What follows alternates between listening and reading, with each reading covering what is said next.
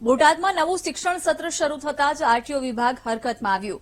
શહેરના Jyotirgram circle, Paliyad road, Haveli Chowk, Bhavnagar road, Gadhada road, Salangpur road સહિતના વિસ્તારોમાં વાહનોમાં ચેકિંગ કરાયું।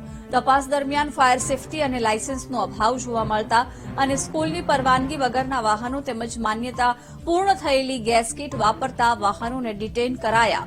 આરટીઓ વિભાગની કાર્યવાહીમાં 10 જેટલા વાહનો ડિટેઇન કરાયા છે।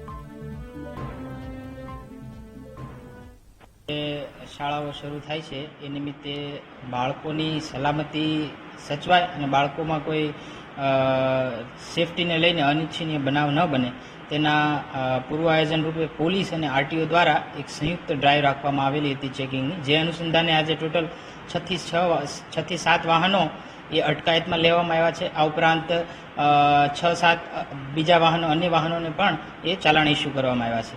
આ જે વાહનો અટકાયતમાં લેવામાં આવ્યા છે તેમાં ક્ષતિઓ જેવી કે અનઓથોરાઇઝ સીએનજી ફિટમેન્ટ કરેલું હોય, ટેક્સી પાસિંગ તથા સ્કૂલ પરમિટ લીધેલી ન હોય, ઇન્સ્યોરન્સ ધરાવતા ના હોય, પરમિટ ધરાવતા ના હોય વગેરે તથા ડ્રાઈવર છે અધિકૃત લાયસન્સ ન ધરાવતા હોય તેવા વાહનોને અટકાયતમાં લેવામાં આવેલા છે।